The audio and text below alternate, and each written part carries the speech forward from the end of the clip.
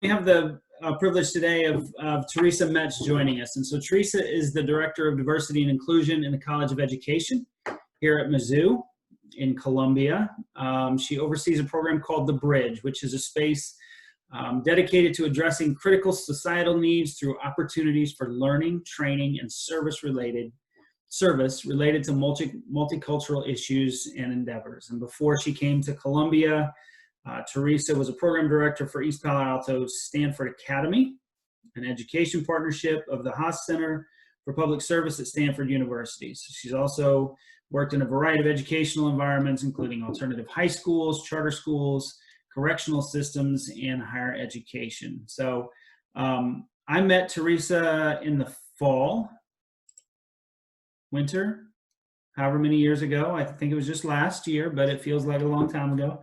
And have had a chance to talk with her a few times, and I'm very excited about what she's bringing us today. I think it's timely, and I think it will be beneficial to us as we work with our kids and our staff moving forward. So Theresa, thank you so much for being here. We're glad that you're here, and I'm going to turn it over to you. Great. Thank you, Brad, for that introduction as I get myself set up here. I want to begin by just acknowledging first off where we are in this time of our current times and the amount of pain and rage that is personal for more so for some of us than others, but also as a collective and as a community, recognizing that there is a lot of work to be done and that you all as youth workers and after school workers are prime on those front lines of working with our youngest and understanding the world around them. And so as Brad mentioned, my role in the College of Education is as the Director of Diversity and Inclusion in the College of Education at Mizzou, which really just means that I have the honor to work with people and engage them on pushing their perspectives and expanding their ideas about different other experiences that may not be on their radar. And so I'm sharing with you today kind of the approach that I take to my work and sharing with you a framework that I borrow from my colleagues at Stanford University, the Engaging Difference framework. And for some of you, an introduction, some of you are more knowledgeable about cultural responsive pedagogy, also known as cultural relevant pedagogy in education, whether it's in formal spaces like in our schools or informal spaces, what we also refer to as third spaces, like in your programs. And so hopefully there'll be some concrete things that you can take. I intend this to be as interactive as it can be via Zoom. I'd like to be able to interact with you more so, and the challenge of Zoom is being able to do that with such a large group. So we will be using the chat, which I see that you all are used to doing with Brad, so awesome. Also, if you've got a question that comes up, feel free to use a little the participation hand raising thing to call to our attention. And then I also will be using the whiteboard in a little bit where you all can brainstorm and throw some thoughts down once I get to that part. So I'll kind of lead us through the logistics of Zoom at the same time. So with that, the first thing that we're going to do to warm up, I'm going to show you some images, and through the Zoom use of polling that Brad is going to control, you're going to identify what's the first thing you see when you see that image. And you're going to take that poll. I'm not going to put that image up for very long, maybe 15, 30 seconds. We'll see how it goes. But we'll see if we can get 75 of you to poll on these different images just as a warm-up. So with that, I'm going to start with the first one. I'm hoping that you can see this screen. So with this first image, and I realize that some of you are on phones, so if this doesn't quite work or you're on Chromebooks that doesn't allow you to poll, feel free to use the chat. What do you see? Couple seconds there. Brad, I don't know if it'll let you pull up the poll. Give you a couple seconds to, what do you see without thinking too much about it?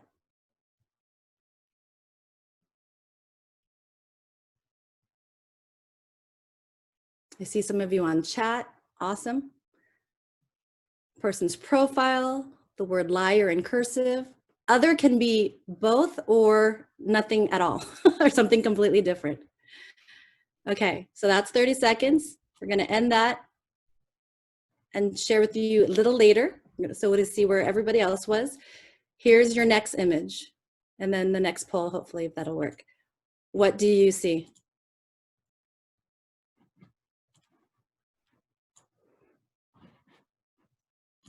Let's let that one go for a couple of seconds, recognizing that people might need to squint a little bit depending on your device.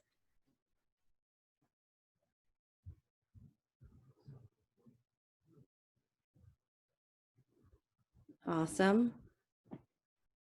Look at these. It's so interesting to see the numbers on the back end. I know you all see the poll, but to see on the back end for us. All right, that was about 30 seconds. Some of you are being able to see both. Excellent. Okay, your third image, what do you see?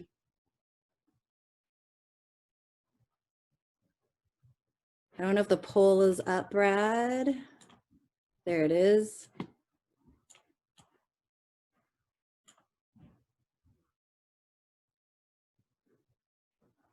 For those that are seeing other, I'm curious if it's a both thing for you or completely different images altogether. Feel free to put that in there.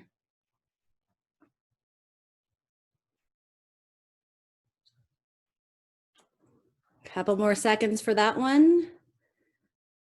And then our very last image and very last poll before we then review all of them. What do you see? Brad can, there we go.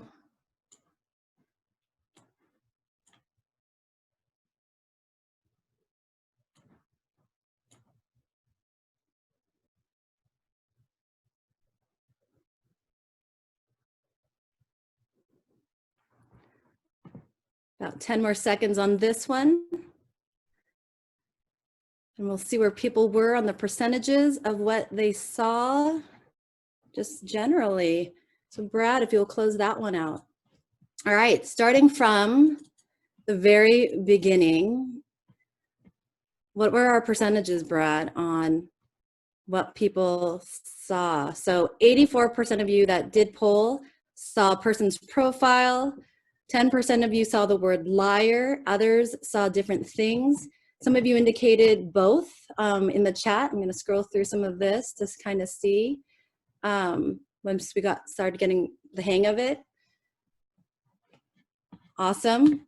Going to the next image and the next results. 84%, oops, that was poll 1. Do you have a question too, Brad? Are you seeing the results? I am not, but that could be because I have so many screens up. Clint, If other people are seeing it, awesome. What do you see, Brad? You tell me. Clint, do you see the results of the poll? Do other people see it? Yeah. So okay. 67% Theresa saw the couple overlooking the body of water. 18% saw the baby, and 16% saw other, something else. And for Spencer, the baby is on its side profile. If you look at the tree images, you can see it outlining. I don't know if you can see my actual cursor. I don't know what it allows you to see when if I'm even on it. But the baby's head is to the left, arms, hands above in the middle towards the trees, feet on the right. So hopefully Spencer maybe, yep, okay, perfect. Going forward to our third image.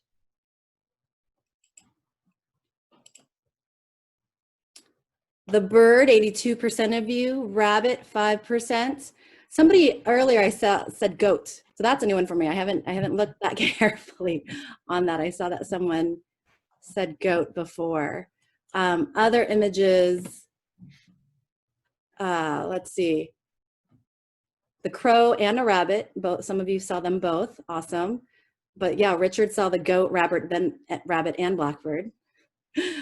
Robin, thank you, someone's hand on a blackbird, most definitely. And then our very last image was this one, of the black and white.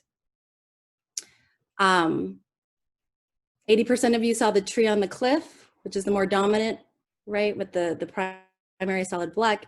Two couples facing each other, or two people or a couple facing one another, which is in, if you pay more attention to the white space, you can see the profile there. I don't know if others can see that. So that was just a warm-up to recognize what you might more predominantly see when seeing an image, at first glance, right?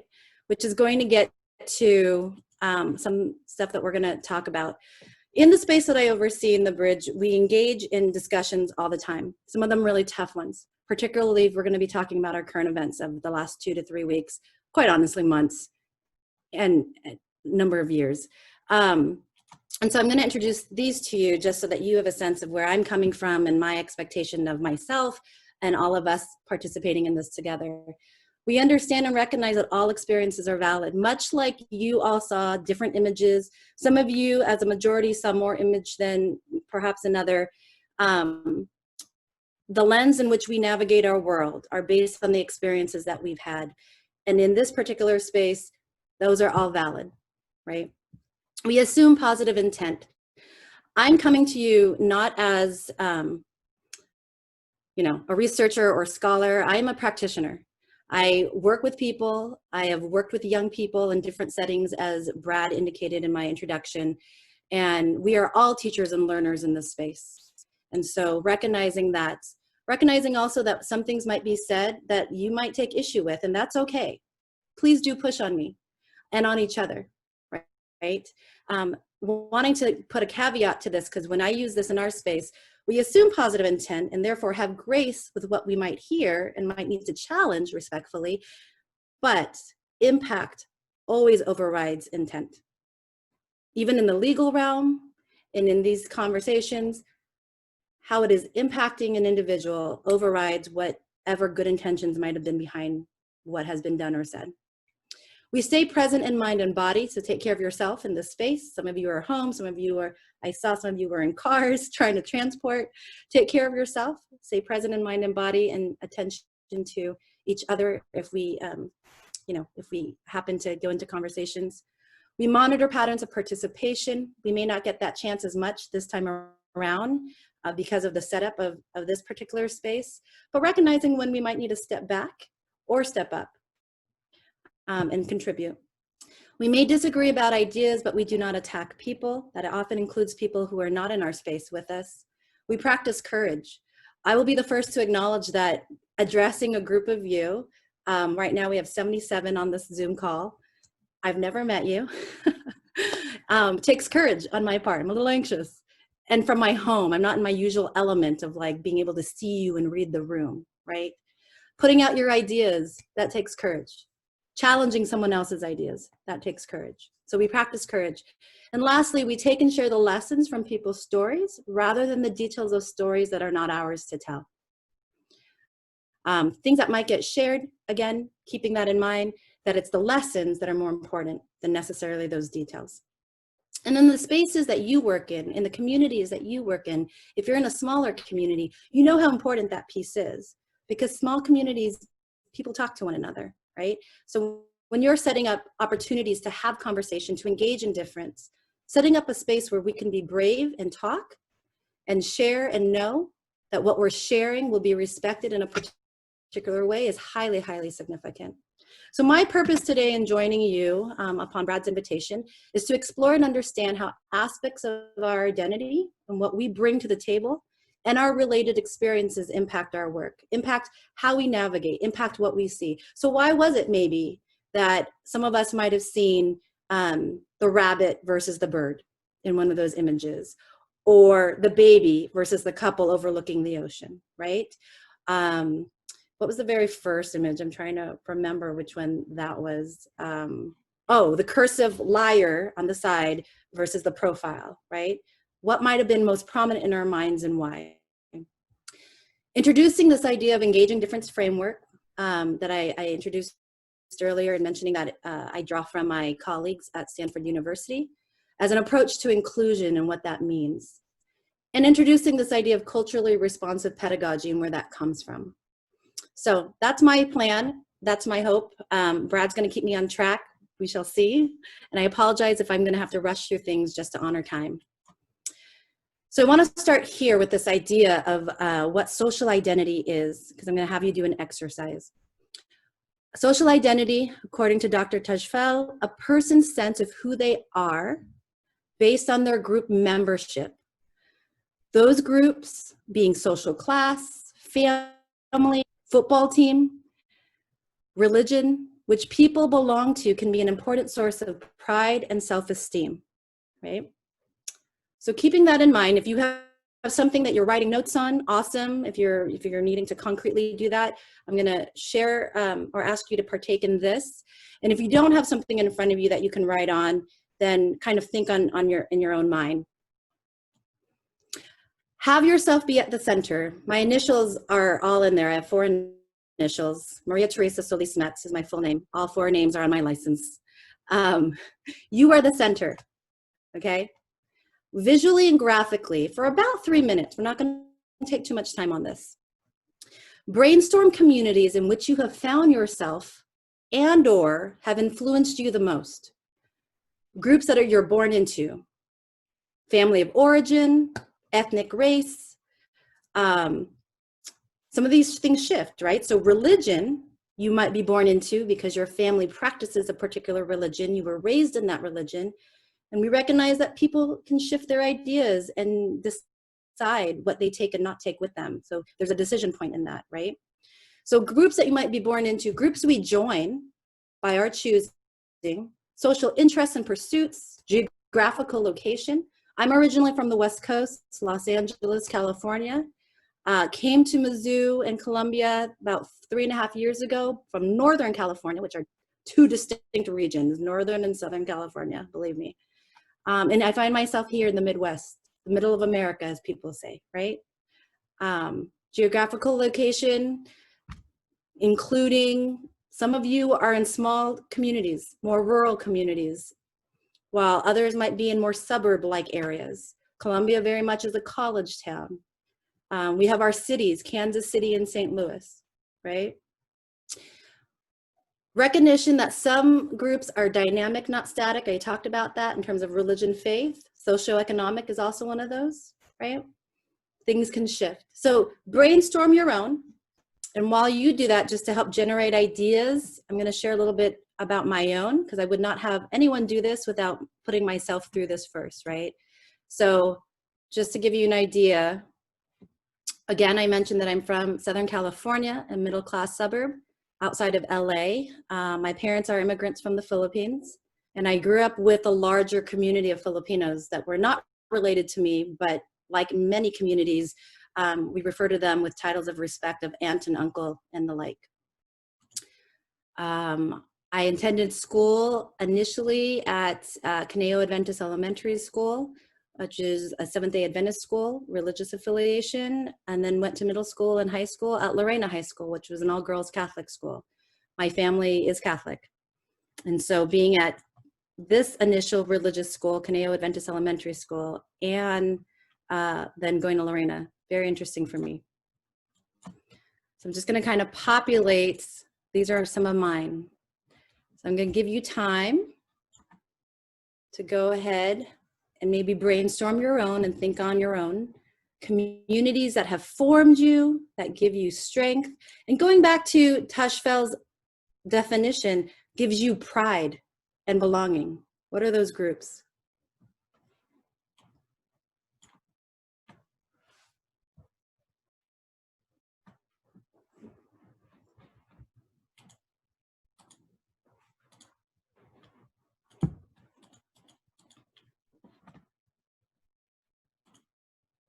Throw on additional ones here, I think. I got to Columbia.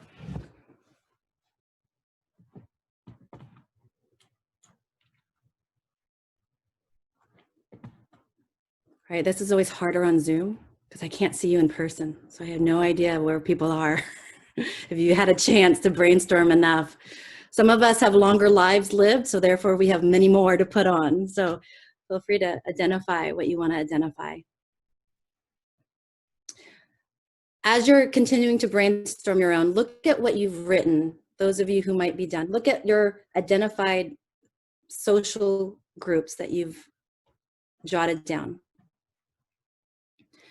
Select 2 of them in which perhaps there was some kind of conflict, right?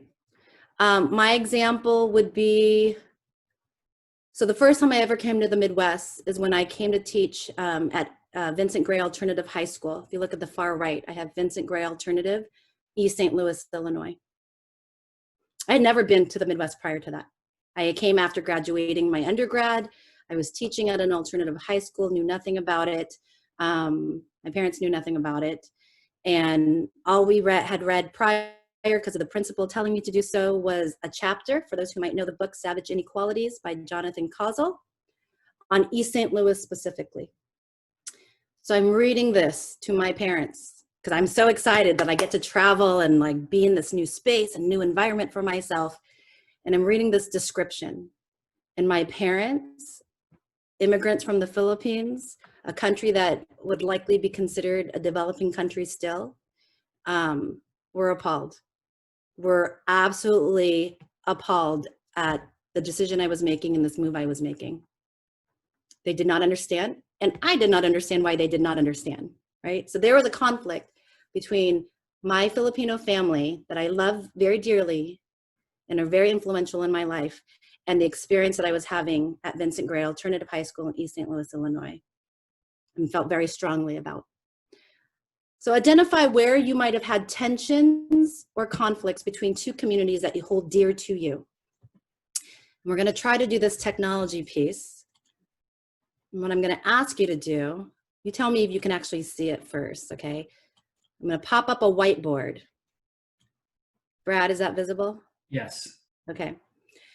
And above where it should say Theresa Solis Metz is now sharing her screen with you, there might be something that says annotations or something. So it might say view options. It could be at the bottom of your screen too. But if you click view options, it should pop up one of your options in there as annotate. And so I'm going to give you all a few minutes. I'm going to give you an example of what I'm typing here. Generate the motions that.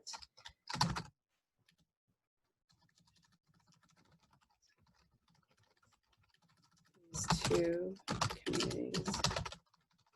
Okay. So if you are able to, can you see that I just typed this thing right here? Yes. Okay. This is a brainstorm. We can't see who writes what. This is open to you. What emotions were generated or have been or are part of this conflict that you've identified between 2 groups very near and dear to you? What emotions for you have come about because of whatever this might have been? You don't need to give us the details. You just write it. And so on the left of your tools, you'll see where it says text. Some of you have found it. Thank you. Frustration, confusion. So there's a text box as well as like a pen thing if you want to use that.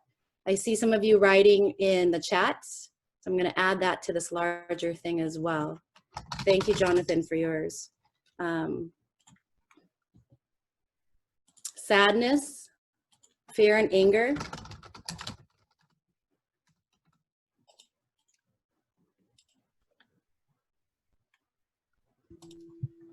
If there are those that you're seeing that you also are like, yeah, there's a little stamp that you can kind of check mark. I'm going to use an example.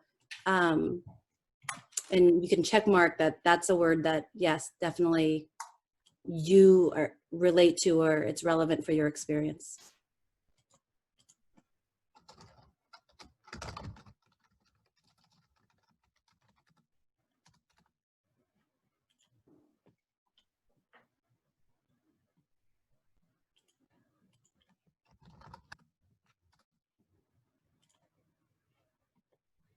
Okay. I'm going to give people the time that they need to kind of put that out there. Theresa, and I'll watch the chat box if you want me to do that, and I'll type those in. Yeah, that would be great. Thank you. You can watch the whiteboard.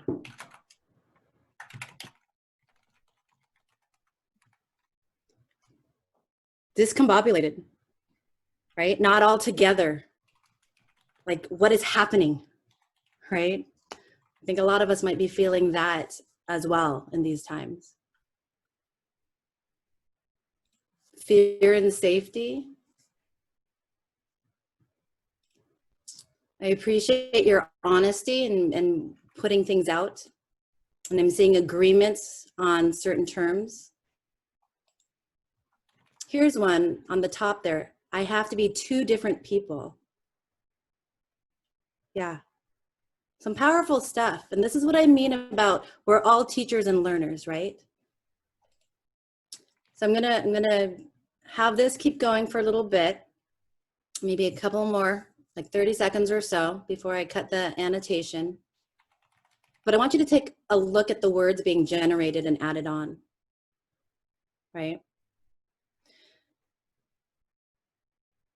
And this is why I'm having us start here, because you know your experience. You are an expert at your own experience. You are identifying these emotions and wanting to give you a foundation to start from to think about the things that I'm going to have you consider, right? These feelings that are being generated here, I'm going to go ahead and looks like most people have had an opportunity. There we go. These feelings that are being generated on this list that you can see in front of you, heartbreak, embarrassment.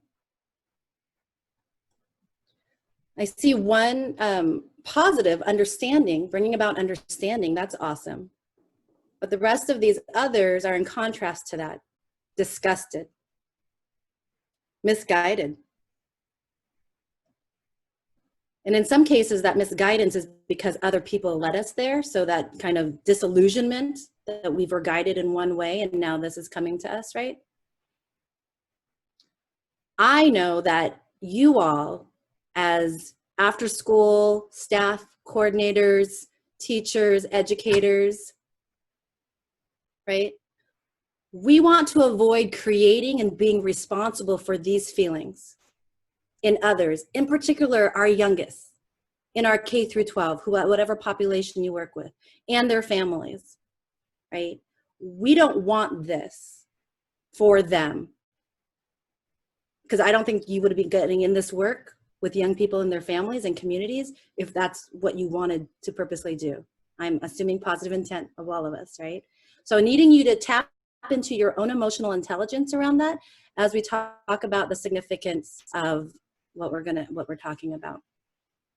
So I'm gonna return, see if I can be savvy to this. I should be back on my own screen, right? My PowerPoint. And taking a look at this idea of culture that surrounds us and its importance, right? Move this. So many things. A shared set of rules concerning style, etiquette, values, language, tastes, preferences, traditions, customs, belief systems, and worldviews. I would say that the importance of recognizing culture isn't a new concept for you all, especially in the work that you do. But sometimes we need to remember and be reminded that it is a strong part of people's lives.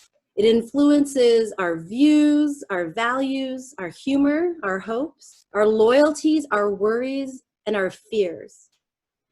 And regardless of how young a population of people you work with, this also gets conveyed to them. They also feel these things, right? And so when you're working with people and building relationships with them, it helps us to have some kind of perspective and understanding of their own culture, of their own communities from which they come. And so I introduced to you this engaging difference framework, as I mentioned, that came from my colleagues at Stanford University in the Office of Diversity and First Generation, Dorica Blackman, Jennifer Rowland, KP Martinez, and Joseph Brown. Of those four, only Jennifer still works at Stanford. The others have gone off to do many, many other things. But they rolled this out in fall of 2016 when I had already left Stanford to come to Mizzou. And why did they do that? Because the emergence of Black Lives Matter the first time around. Black Lives Matter isn't new just because of now, right? Like, it's been around.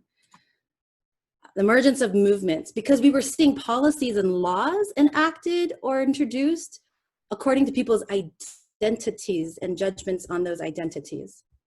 Charlottesville, Virginia, 2017, I believe, before the academic year started, where there was a white nationalist protest and gathering that ended up in a fatality of an individual. Recently, the voting in of 4 legislative individuals who have been attacked in regards to xenophobia and racism and all sorts of things from leadership and people. Because we have an issue that we still have to address on our borders with young people. Young people, for the people you might work with in your own communities, in situations in the border right now, in these situations, in this picture. And because we're in an election year, and it's really hard in an election year, particularly this one, to have conversations with one another, to have meaningful, productive discussions, seeking to understand rather than just straight debate and point-by-point argument. Because of these questions, the Engaging Difference framework was established. Who feels a strong sense of community? Who feels valued and cared about? Who feels safe? And if people in your community and in your organization, staff, students, families, can all answer affirmatively to these 3 questions, awesome. Something's going well. If people cannot, and just as important, if not more important, are the voices of folks who cannot answer that they feel a strong sense of community, or feel valued and cared about, or feel safe.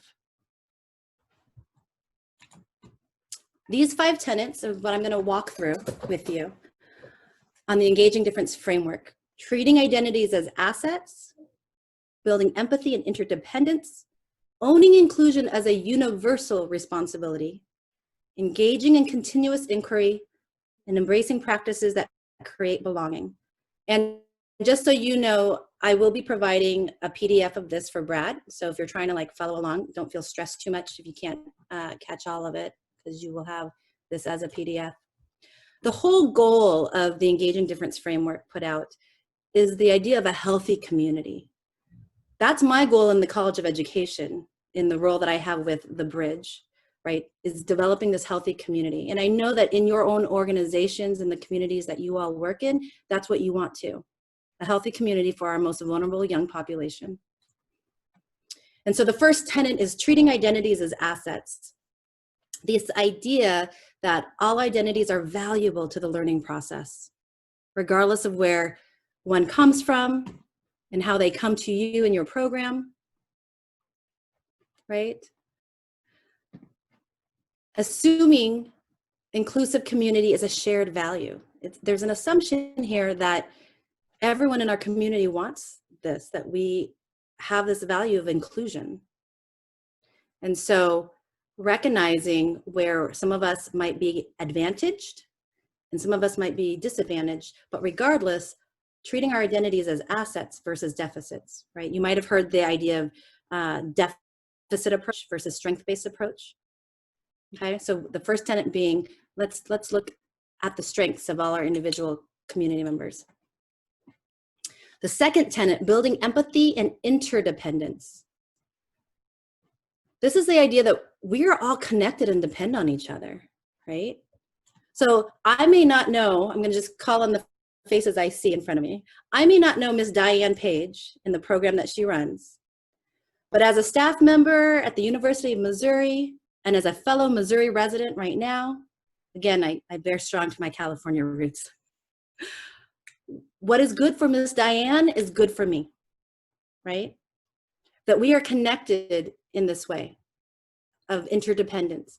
What is good for an undergraduate in my program is as good for a faculty member, regardless of the hierarchy that exists in higher ed, right? That when we celebrate together, we are celebrating together. There's a reason we do our rituals, like graduations, like recognitions, because we want to celebrate our young people.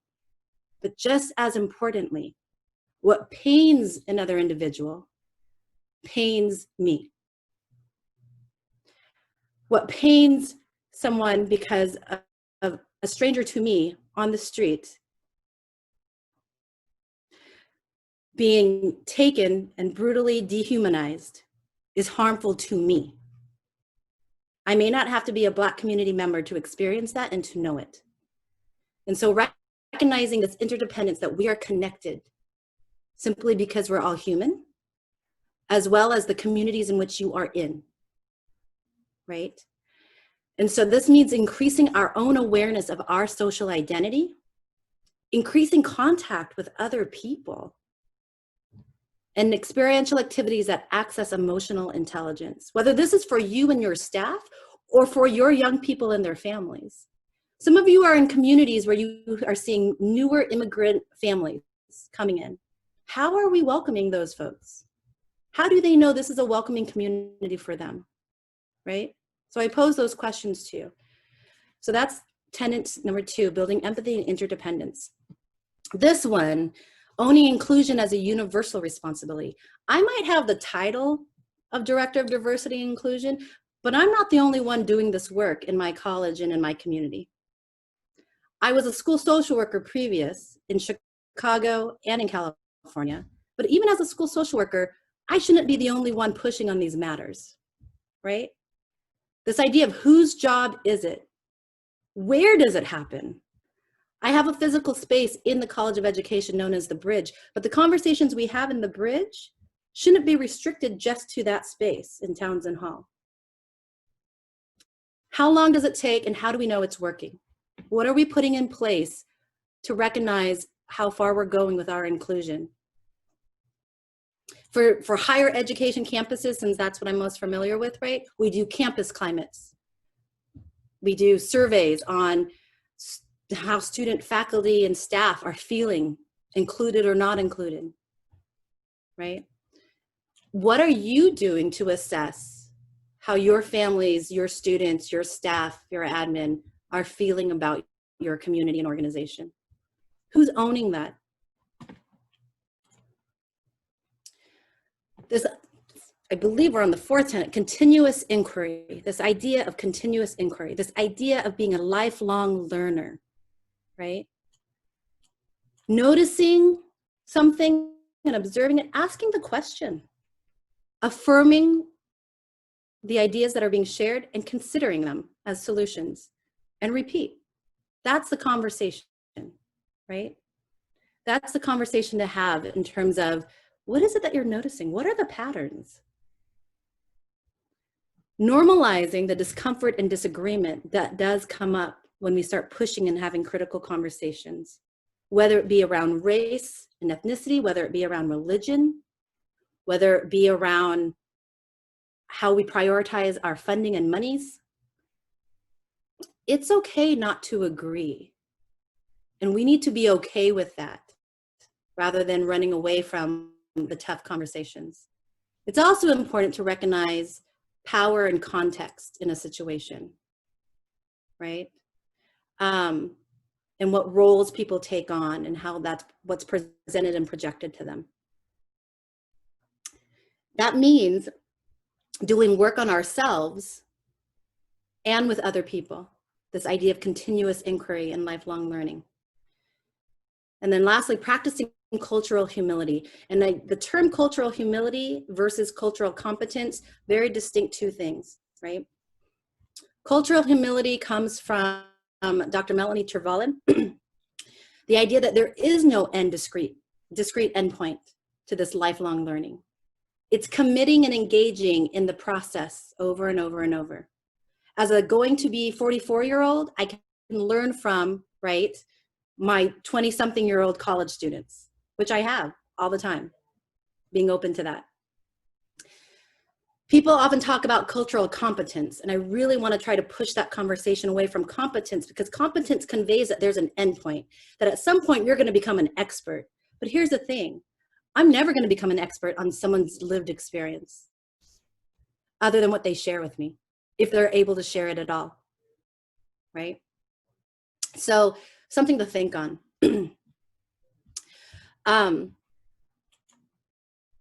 And I also want to throw into that idea of learning and identity, the term intersectionality, which in the mainstream has been picked up quite a bit, comes from Dr. Kimberly Crenshaw. And she introduced this term back in the 1980s, and some of you may be familiar with this already. And often in the mainstream now, people think about it in this term of having multiple identities. Myself as a Filipina American, child of immigrants, middle class, cisgender, heterosexual, married, mother of two, right? All these things. But it's not just the multiple identities piece, right? It's this idea that within multiple identities someone might have, it's a way of thinking about those identities in relationship to the power that certain things carry. And Dr. Crenshaw, if you're not familiar with her, was kind of critiquing the feminist movement, being a Black feminist, and recognizing that what was afforded to her as a scholar and as a feminist woman, you know, the feminist movement was not necessarily looking out for Dr. Crenshaw as a Black woman.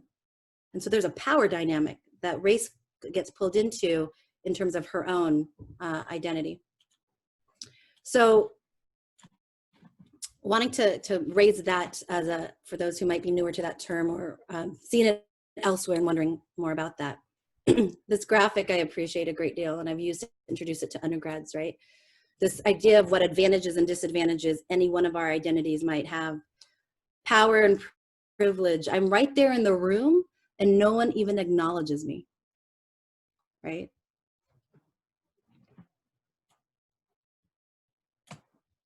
And so people have talked about this idea of privilege and think it's kind of this newer term, and the idea of white privilege. And this is the woman, Peggy McIntosh, because folks don't sometimes know, and they're like, who's coining these terms? Is a white woman. And in 1988, she did a study on white privilege and male privilege. And she took a personal account of actions that she was observing through her work in women's studies, right? And she has this quote, "But what I believe," this is in 2004, "is that everybody has a combination of unearned advantage and unearned disadvantage in life. Whiteness is just one of the many variables that one can look at, starting with, for example, one's place in the birth order. As the eldest of three in a Filipino family, I had a lot of power. I'm still very bossy. My siblings would tell you that. Or your body type, or your athletic abilities, or your relationship to written and spoken words, or your parents' places of origin, or your parents' relationship to education and to English, or what is projected onto your religious or ethnic background. We're all put ahead and behind by the circumstances of our birth. We all have a combination of both. And it changes minute by minute, this idea that identity is not static but dynamic, depending on where we are, who we're seeing, and what we're required to do." And again, this is more of like an introductory. I do other professional development to really explore some of these concepts, but I wanted to share this as part of the Engaging Difference framework. It's recognizing what we might come in with in terms of our own privilege, right? I'm looking at time. I'm going to share this one. Thanks, Brad, for giving me a note. And I'm going to share this one, and then we're going to zoom through the other stuff. I'm hoping that you can hear it, so tell me if you cannot.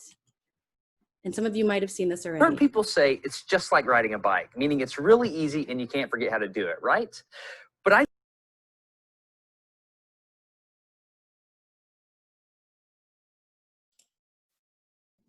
Just lost the sound, Theresa. If Theresa, I think when she muted, we lost the sound. Yeah, there you go. Gotcha. like many Hold on. 6-year-olds with a MacGyver Oops. mullet, I learned how to ride a bike me when I was really pause. young. I have learned a can't life figure that skill, and I out. was really proud of it. Everything changed. Okay. I thank you for the heads up on that. Uh-oh. Did I lose you completely? So your Where's the audio? screen, no, we're Okay, still here. Okay. I apologize. I didn't do the share computer sound on that. That's my fault. I should know better. Okay. And then I'm going to reshare this with you so that you actually hear the sound. I've heard people say it's just like riding a bike, meaning it's really easy and you can't forget how to do it, right? But I did something. I did something that damaged my mind. It happened on the streets of Amsterdam, and I got really scared, honestly. I can't ride a bike like you can anymore. Before I show you the video of what happened, I need to tell you the backstory. Like many 6-year-olds with a MacGyver mullet, I learned how to ride a bike when I was really young. I had learned a life skill and I was really proud of it. Everything changed though when my friend Barney called me 25 years later. Where I work, the welders are geniuses and they like to play jokes on the engineers. He had a challenge for me. He had built a special bicycle and he wanted me to try to ride it. He had only changed one thing. When you turn the handlebar to the left, the wheel goes to the right. When you turn it to the right, the wheel goes to the left. I thought this would be easy, so I hopped on the bike ready to demonstrate how quickly I could conquer this. And here he is, ladies and gentlemen, Mr. Destin Sandlin. First attempt riding the bicycle. All right. So the faster I go, the better. Yeah. I couldn't do it. You can see that I'm laughing, but I'm actually really frustrated. In this moment, I had a really deep revelation. My thinking was in a rut. This bike revealed a very deep truth to me. I had the knowledge of how to operate the bike, but I did not have the understanding. Therefore, knowledge is not understanding. Look, I know what you're probably thinking. Destin's probably just an uncoordinated engineer and can't do it. But that's not the case at all. The algorithm that's associated with riding a bike in your brain is just that complicated. Think about it. Downwards force on the pedals, leaning your whole body, pulling and pushing the handlebars, gyroscopic precession in the wheels, every single force is part of this algorithm. And if you change any one part, it affects the entire control system. I do not make definitive statements that often, but I'm telling you right now, you cannot ride this bicycle. You might think you can, but you can't. I know this because I'm often asked to speak at universities and conferences and I take the bike with me. It's always the same. People think they're going to try some trick or they're just going to power through it. It doesn't work. Your brain cannot handle this. For instance, this guy, I offered him $200 just to ride this bike 10 feet across the stage. Everybody thought he could do it. No, you didn't understand. You didn't understand. So, this way. Okay. All right, let's see. All right, so, whenever you're ready. Yeah. Wait. No, you have to keep your feet on. Dude, all right, so here we go. Wait.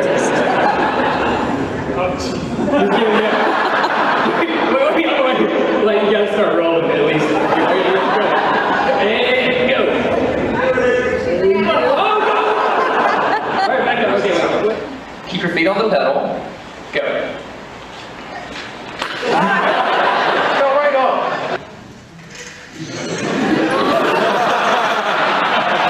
Just keep your feet on the pedals. Hands on. Yeah, come on. All right, one more time. Okay. Once you have a rigid way of thinking in your head, sometimes you cannot change that, even if you want to.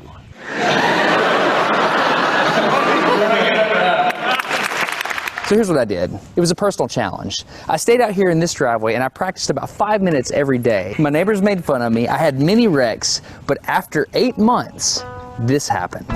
One day I couldn't ride the bike and the next day I could.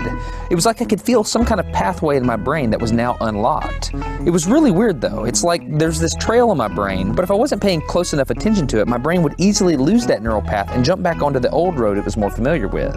Any small distractions at all, like a cell phone ringing in my pocket, would instantly throw my brain back to the old control algorithm and I would wreck. But at least I could ride it. My son is the closest person to me genetically, and he's been riding a normal bike for 3 years. That's over half his life. I wanted to know how long it would take him to learn how to ride a backwards bike, so I told him if he learned how to ride a backwards bike, he could go with me to Australia and meet a real astronaut. Are you gonna give up? No. Go ahead. This is how it starts. Look at this. This is such a big deal. Get up, you got it.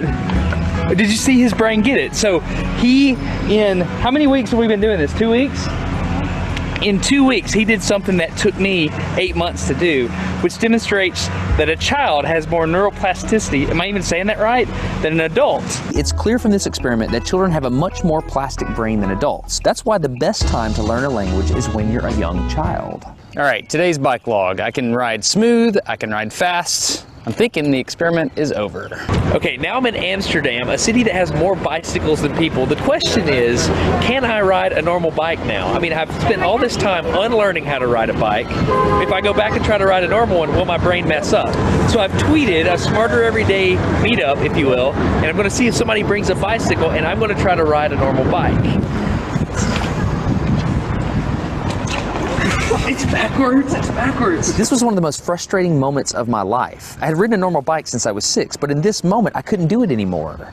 I had set out to prove that I could free my brain from a cognitive bias, but at this point, I'm pretty sure that all I proved is that I can only redesignate that bias. So what you're not seeing is just a group of people here looking at me, looking at the strange American that can't ride a bike because they think I'm dumb. But I'm actually 2 levels deep into this because I've learned and unlearned. All right. After 20 minutes of making a fool out of myself, suddenly my brain clicked back into the old algorithm. I can't explain it, but it happened in a very specific moment.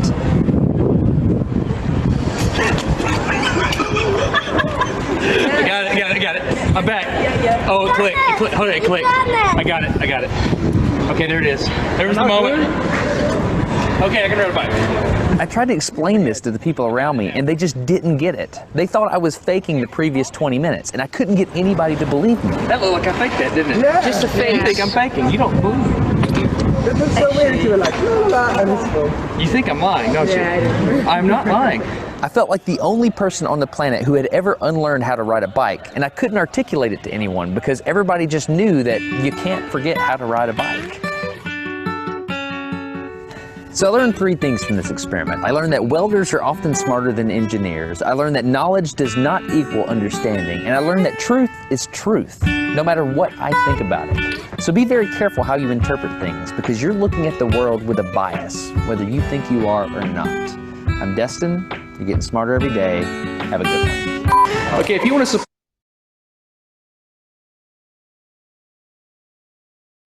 Thank you, Destin, for that.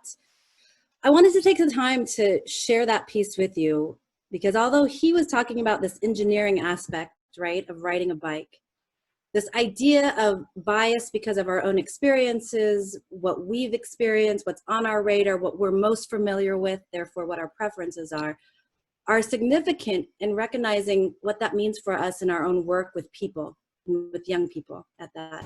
Can I get past? Yeah. And I'm going to scan through this really quickly. Mitigating bias by taking a pause, which is an acronym. And again, you're going to have the hard copy of this. Paying attention to what's actually happening beneath the judgments and assessments, acknowledging your own reactions, interpretations, and judgments. Understanding the other possible reactions, interpretations, and judgments. Dustin said something at the very end. Truth is truth. And all of us have different truths based on our own lived experience. So recognize that someone else can have a different truth, though for you, that experience may not ever have been true, right? There's a distinction. And Jonathan, I see what you put something in the chat in regards to the developing brain, so the young child, his own son, right, are a higher degree of plasticity than the adult brain. And Nisha, I agree with you that both brains continue to develop.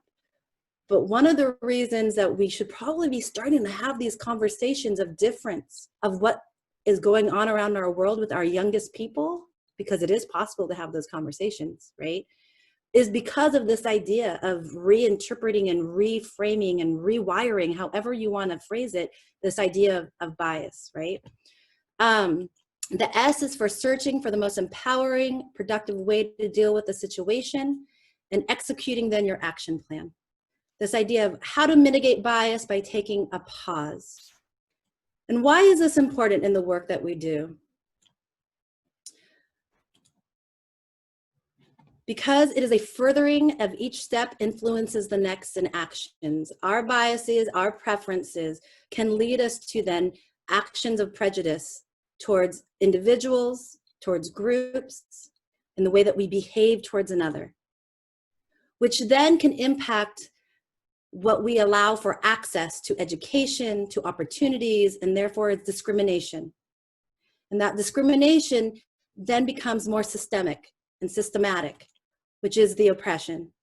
And this power scale then is what we're seeing in terms of a tipping point.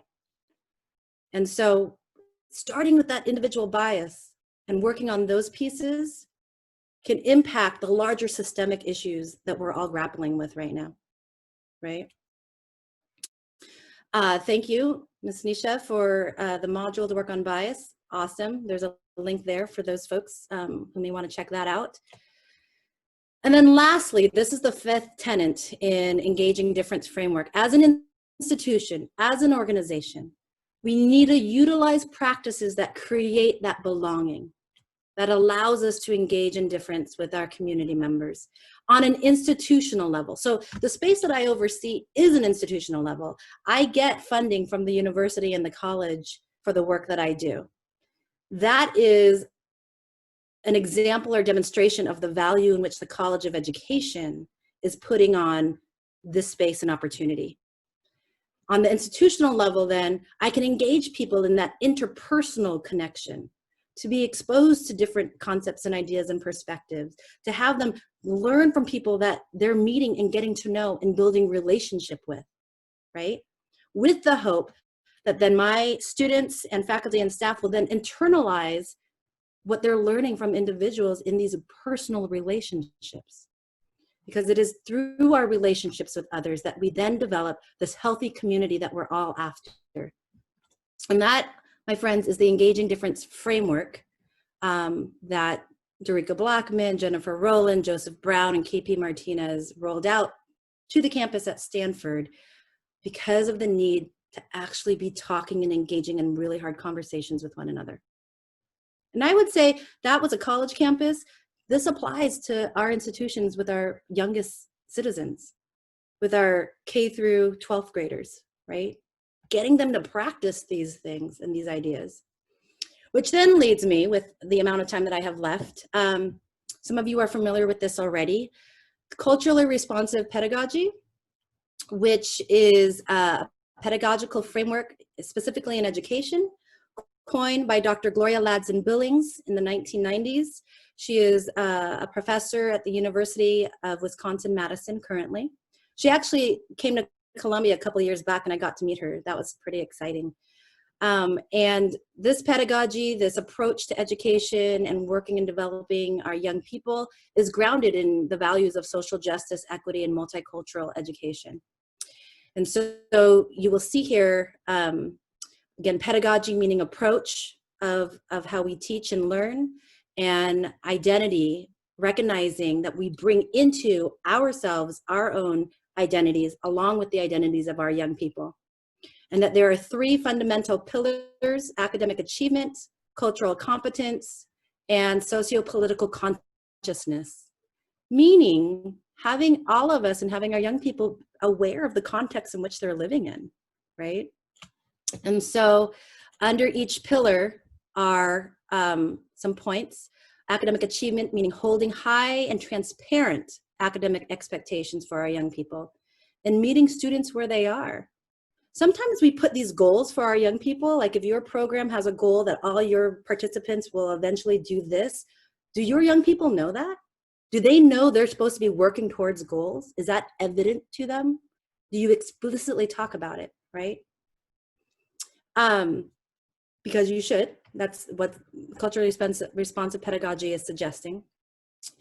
The idea of cultural competence or cultural humility in this pedagogy is scaffolding, staging their knowledge, students' knowledge, by building on their cultural and linguistic practices. What is it that your students are bringing in already that is of value that you can identify in that idea of treating identities as assets? You know this already, so let's start with what you know and build from there.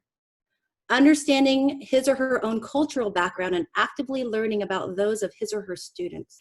That's for the adult, or the teacher, the facilitator. Recognizing your own work that you have to do and being okay with your own identity in order to then also be comfortable in drawing that out for your students, right? And And that also gets put into the third pillar of sociopolitical consciousness, of understanding where you stand, understanding what you're about, your values, what is important to you, in order to actively learn about those of your own students and honor them.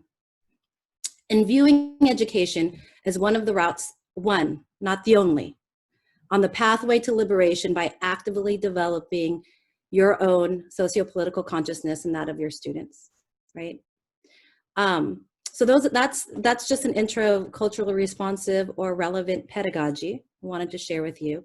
It communicates this idea of high expectations, learning within the context of culture, bringing that in so that it's not creating this separate group here, the separate school is this here versus this is community and home here. When we create that opposition, it puts our students, somebody put it on the big brainstorm, right? It puts our students in this idea of having to be two different people in two different contexts, or not trusting themselves in one context over another. Learning within the context of culture, culturally mediated instruction, teacher as facilitator.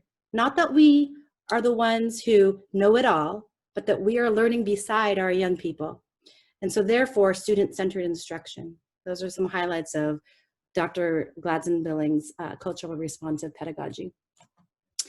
So with that, I leave you with this quote from Dr. Rich Milner, who's at the University of Pittsburgh. Also my first year, we had him as a visiting scholar here at Mizzou. He has several books, one of which is Start Where You Are, But Don't Stay There. Understanding Diversity, Opportunity Gaps in Teaching in Today's Classrooms. Start where you are, but don't stay there, right? So that's really what I had for you. And then there's references to the things I spoke about that's included in what you will be receiving. And then for those who are most interested in learning more, going more in depth on culturally responsive pedagogy and cultural relevant pedagogy, I have some reference for you on that as well. Oops, sorry, let me go back there. Looked like some of you were reading that. With that, I am impressed with myself, Brad, that I have 8 minutes before 4:15. Well done. Well done. So if there are comments or questions that people might have, I'm more than happy to share what I can. I am in no way the expert in all of this at all. I depend on others, as you see in this resource list here, and these references, and my colleagues, and the people I work beside. So, you know, more than happy to answer what I can and direct you where I can as well. So, yeah. If you want to ask a question, you can either type it in the chat box and I'll ask it for you, or if you want to unmute yourself and you can ask Theresa your question.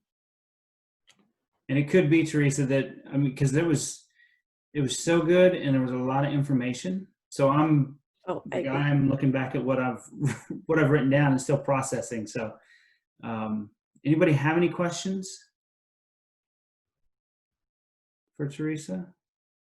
So I don't have a question, just more so like a comment, of course, with, you know, things coming back to the forefront, the children coming back to the forefront and being in the center of all that is happening.